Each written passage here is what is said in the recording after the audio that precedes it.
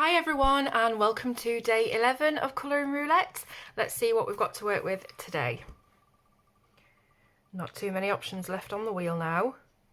It's looking like Crayola, maybe? Oh, no, just nudged into the Erogeton. So these are, of course, the Tombow Erogeton pencils, so I'll remove those. And then let's pick our colours. So we've got red violet. Now, as far as I remember, the Erogetons don't have a lot of dark colours. They're quite light, but I could be wrong. I haven't used them in a really long time. So we've got red, violet, brown, and ochre. So maybe this one will turn out looking a little bit like the Derwent Lightfast one. It's that sort of palette, isn't it? But we will see. I'll see what we can grab and make the best of it. Okay, so I've had a look through my Erogeton pencils and tried to pick out some colours that would go quite nicely together and be slightly different to, as I say, the one that we did with the Lightfast. So with the red violets, there are only two really that I could find, and I don't think I've got every single pack of Erogeton. I've put them all in a pencil case, so I couldn't tell you which ones I've got. But the only two that I could find that were close to red violet were these two here. Now, the first one on this swatch is probably more typically known as a red violet, just looking at it.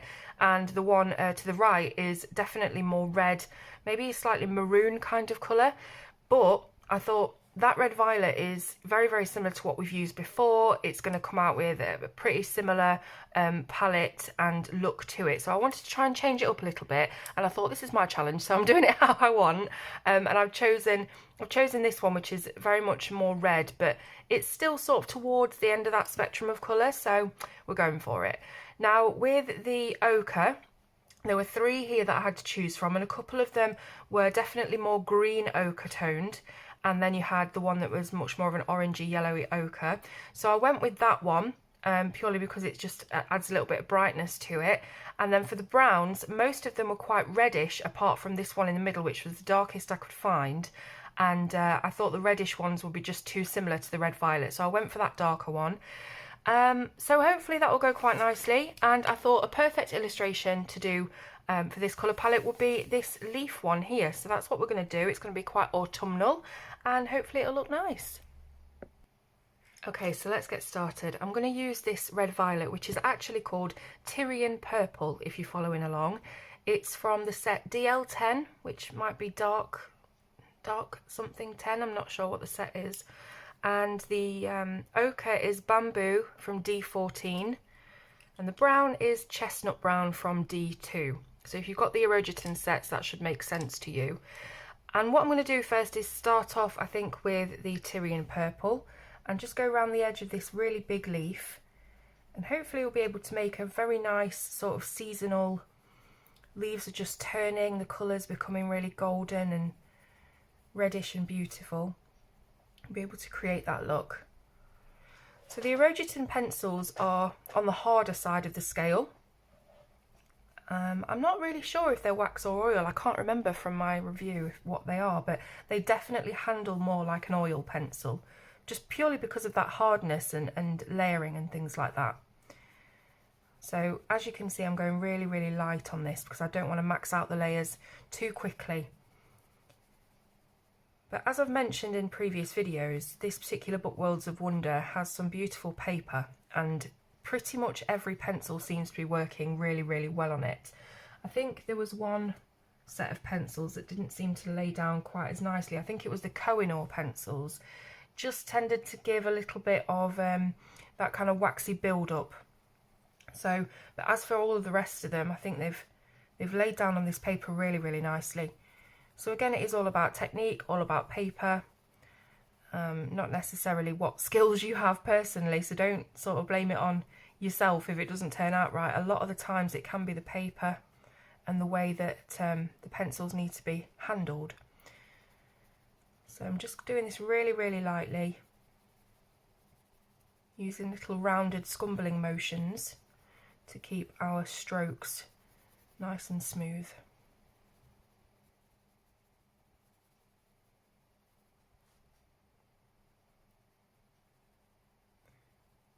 As I've said before, I'm really enjoying this challenge purely to get to use the pencils that I don't often go to.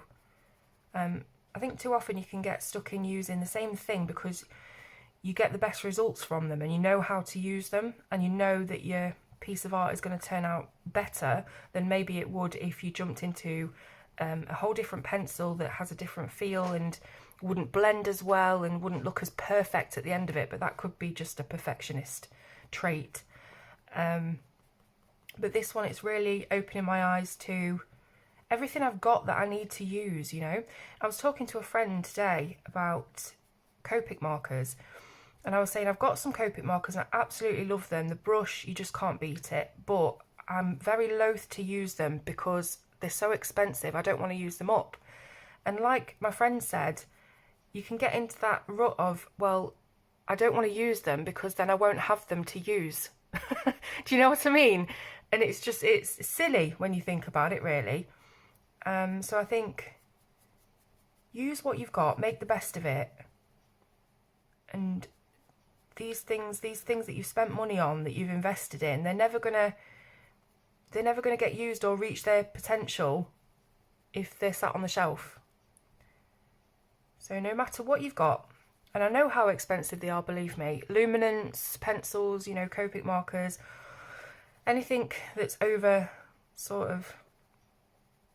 anything over £50 really for a set is a lot, I think. And £50 really is quite a lot of money for a set of pencils anyway, but anything you've got that's, you know, really expensive, I would use them. If, you know, make the most of it. And don't be worried about using them up, because think about all the fun that you will have had in using them up and everything that you will learn along the way. So I've added in a couple of light layers of this red violetish colour. It's definitely more of a red than a violet, but like I said, I'm on day 11 now. I'm skirting the rules a little bit more. So a couple of layers of that. As you can see, it's not quite burnished, but I'm going to come in with the ochreish colour, which was the bamboo, and just start to come into the centre a little bit with it, blend it over the top of the red so that we've got a nice, almost a glowy effect really. You've got the dark red around the edge and then you've got the ochre in the middle, brightening and lightening it up. Now, I'm sure there's quite a lot I could do with these leaves, you know, in terms of technique and making them look more realistic, putting in some veins and things like that, but to be honest, I'm just really in the mood to just do blends at the moment and just make everything look really soft, smooth. And I think these pencils are perfect for that because they are quite delicate colours, even though, you know, when you do a big swatch of them, a big heavy swatch, you can see they are saturated, but I don't know, I just feel like these pencils, as hard as they are kind of made to be soft and delicate. So I'm coming back in with that red just to deepen it a little bit in certain areas. So maybe here at the bottom curve of the leaf.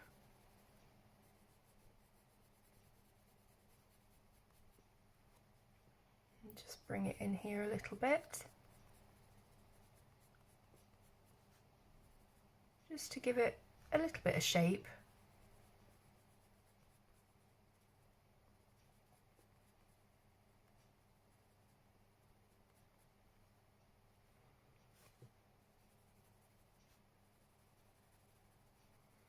You can always smooth and blend that out with the ochre.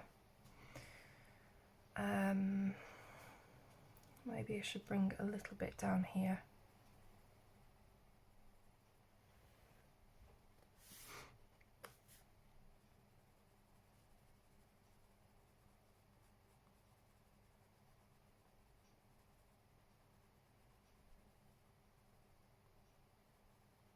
Another top tip for sharp pencils, which I've probably given 2 or 3 times over the course of this series already, is to keep them sharp.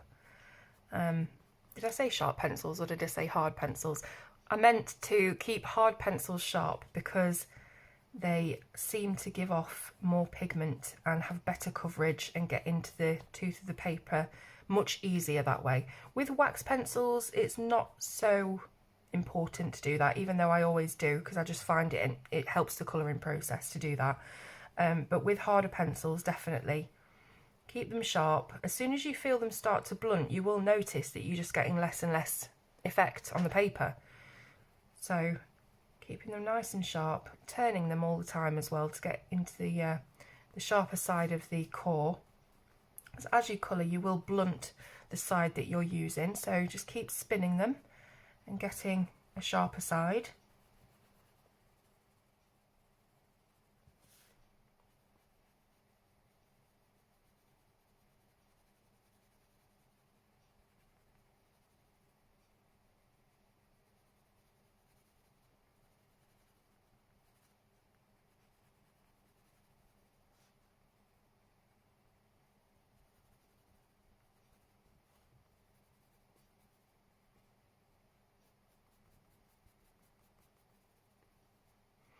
I'm just trying to think how many pencil sets we've got left on the wheel. Just do a quick check. So we've got 5 days left, so hopefully there's enough to to see us through. Let me just check on the iPad. We've got 1, 2, 3, 4, 5, 6, 7. Yeah, so we've got 7 left. So there's going to be 2 that don't get used, don't get picked for the team, like I never used to. World's smallest violin. So yes, we've got enough brands to see us through to the end.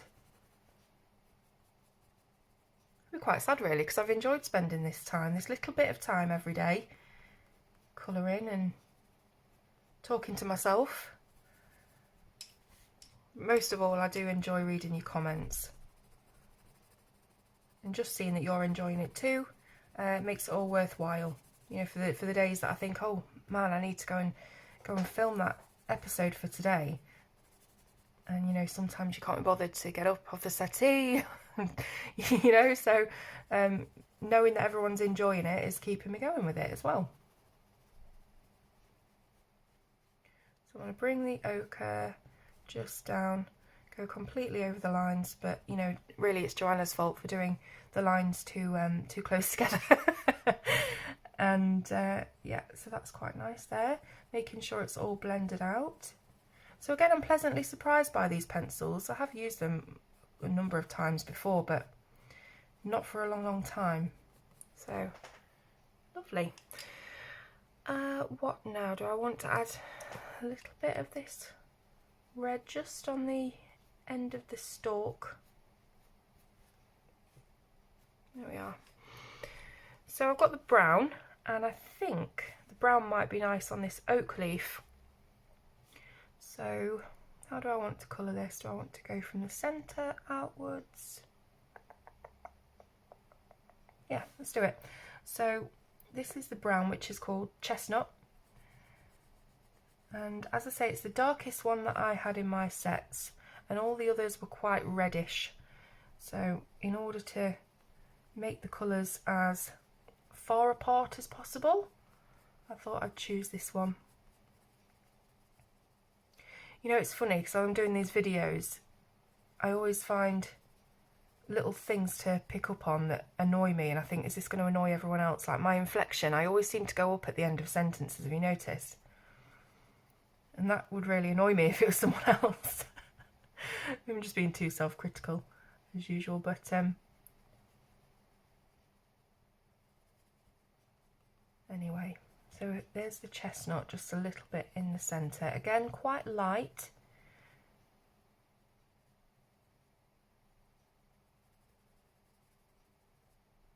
I may even add a touch of ochre to the tips of this leaf.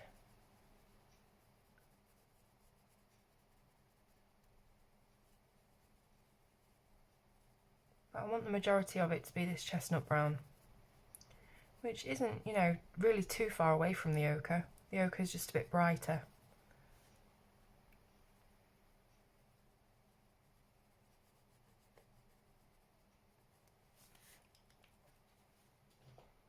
I really love looking at these Erogitons as well. I like the way that the whole barrel is white and they have the colour dipped ends and the silver writing. Just, it's always looked like really smart, minimalist presentation to me. All too often pencils are either completely the colour that they are in the lead, or they're just wood, which is gorgeous, you know, especially on things like the Luminance and the Derwent Lightfast, where you've got that beautiful cedar wood and the smell of it and everything.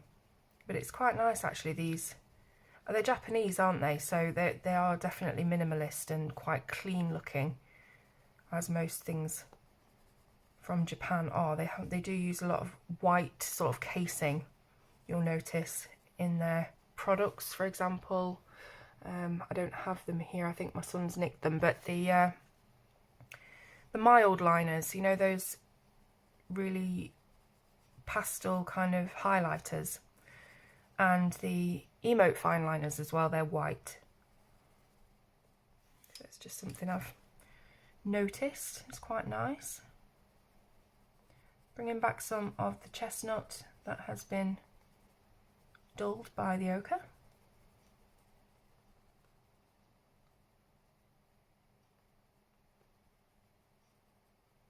I feel like this leaf is lovely, but it's quite dark compared to the red one that we've done, because we didn't use so much pressure on the red. We were keeping it light, so maybe on balance, when I look back at the piece at the end, I might end up deepening that red a little bit just to match everything else, but we'll see.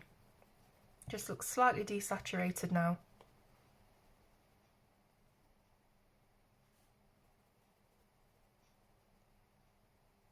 There we go, that's quite nice. And then I think we will go for the ochre, because that hasn't been the main player in any of these flowers yet. And I may end up just using the ochre for this one actually. I'm just going to colour each side of these sections dark to light.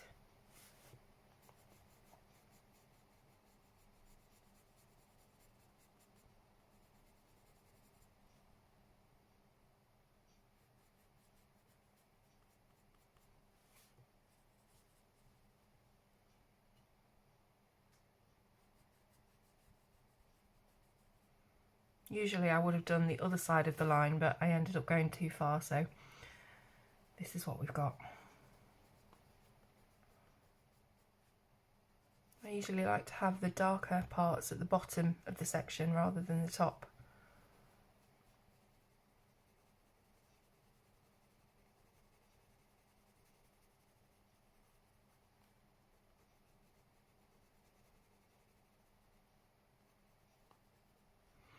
So I hope everyone's doing well. It seems as though hopefully we may be having our lockdown restrictions lifted further, but there are talks, as always, of another wave of COVID coming in, so who knows really. I'm trying to not worry too much that we're going to get back into that situation, not being able to leave the house and stuff like that, because it really did affect my mental health, and I think everyone else as well has been affected mentally by it in some way, even though it's, you know, even if it's not a lot, even if you're in a lot of the time anyway. I'm sure just that feeling of not having anything to do, or having any difference in your day-to-day life. And of course there are a lot that are, you know, really, really worried about the COVID thing as well. That's not me, but I know there are a lot of people who are. But I just can't wait really to be able to not have to think about everything when you go out. Think about how close you are to other people, and are they going to moan at you, and have you remembered your mask, and, you know, are you stood in the right place, and all that stuff, all that rubbish. So hopefully we will be getting our freedoms back soon.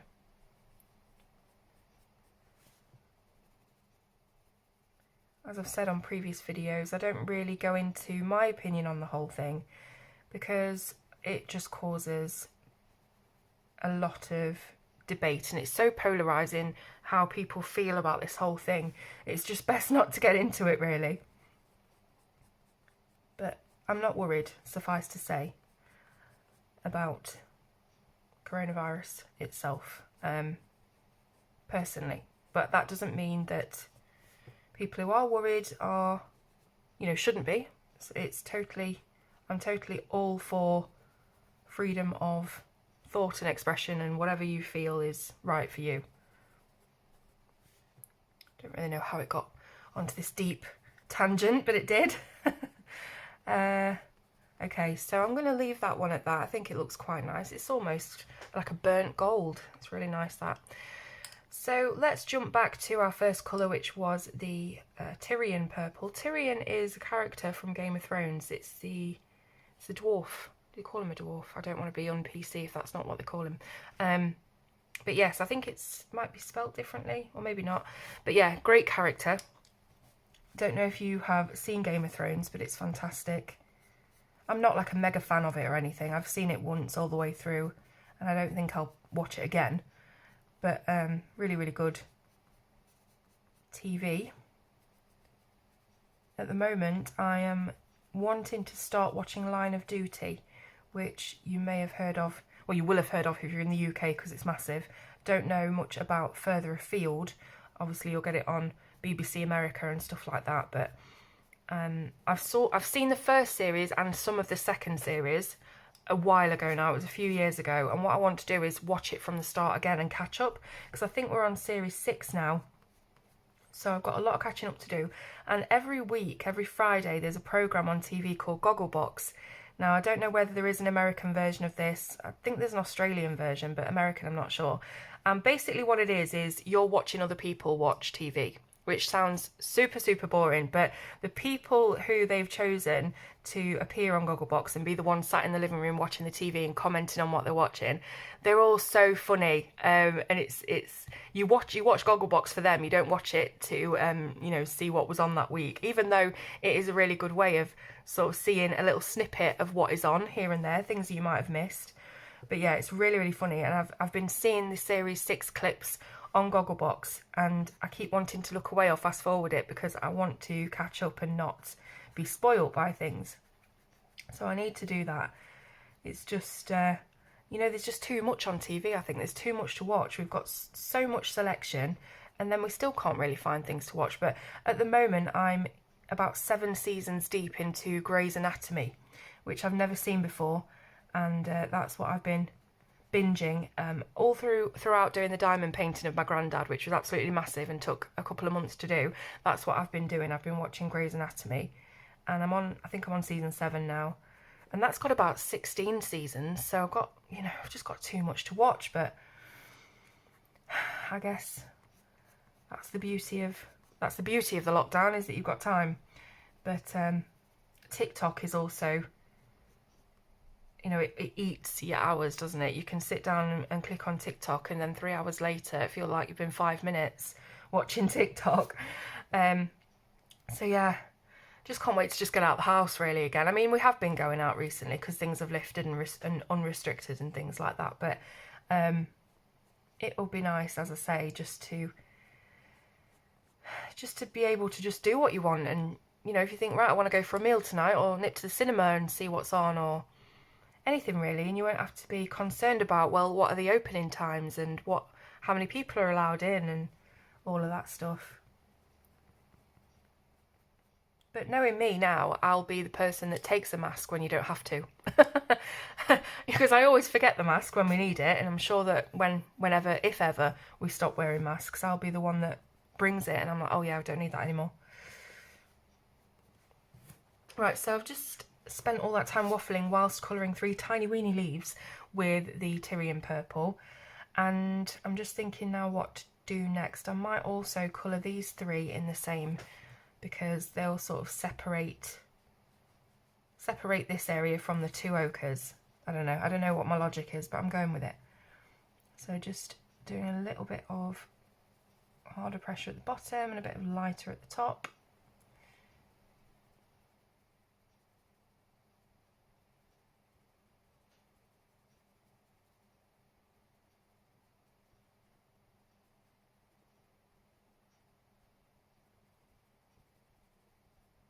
And I suppose, of course, we could layer some of that darker brown over the top of this for a darker shade.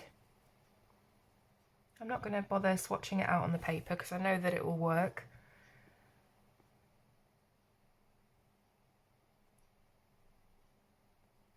It just gives that slightly darker shade at the bottom of the leaf.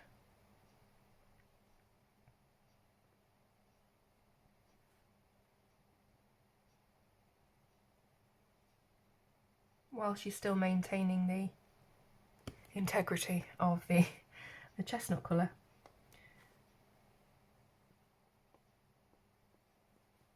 So they look quite different to these. There's a lot more white and highlight on those, and these are a lot darker.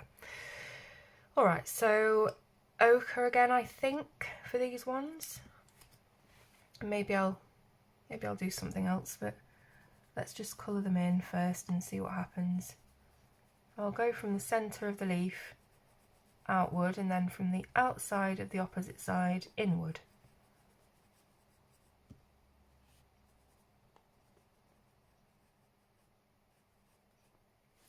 And yeah, maybe I will, what shall I do? Maybe I'll put a little bit of the Tyrion Purple just on the edge. I'm not going to bring it in far at all, just creeping in on the edge there. I don't know why I've suddenly started going really posh. I need to I need to get my normal voice going. You know, I've spoke about it before, the whole telephone voice thing. Sometimes when you're on camera, you sort of just morph into your telephone voice, and there's not a lot you can do about it, and my kids take the mix so much. So I need to just relax and get my Nottingham accent out. My normal accent. I am conscious though that we've got overseas viewers that might not really be able to understand what I'm saying if I do go too deep into the Nottingham dialect.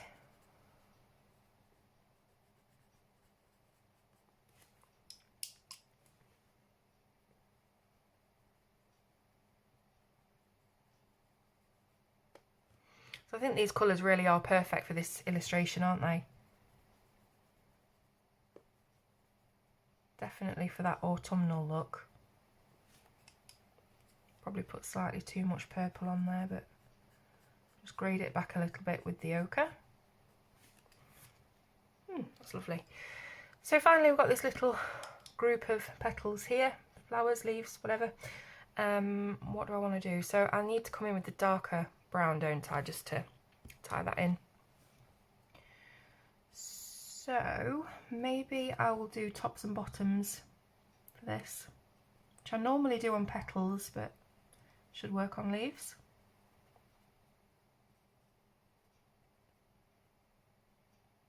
Just such a small area to work with. You're trying to get that gradient rather than just solidly colouring it, which you know is fine, but I'm just trying to make every little tiny detail have some sort of interest to the eye rather than just solidly colouring.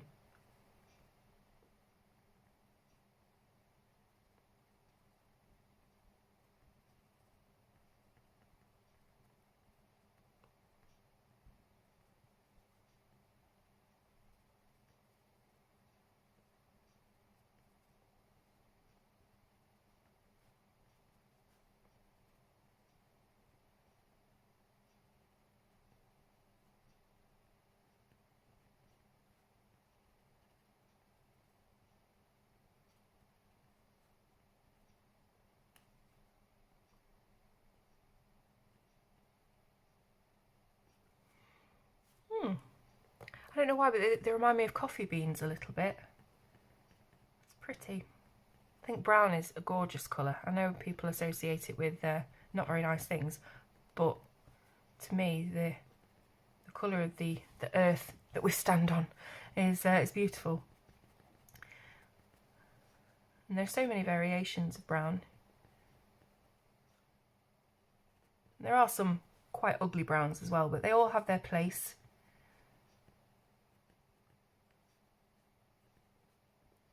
I'm being quite philosophical about brown, but Hopefully you get me. Alright, so I'm going to leave it at that. Really, really, really pleased with how this has turned out, actually, even as I come in just to do more. So yeah, what are we on tomorrow? Day 12. Wow. So we've got, as I say, 5 days left to finish our challenge.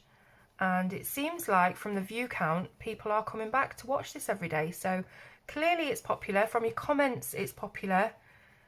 And I'm really pleased about that. What else can I say just to fill in the gap while I'm messing around with this?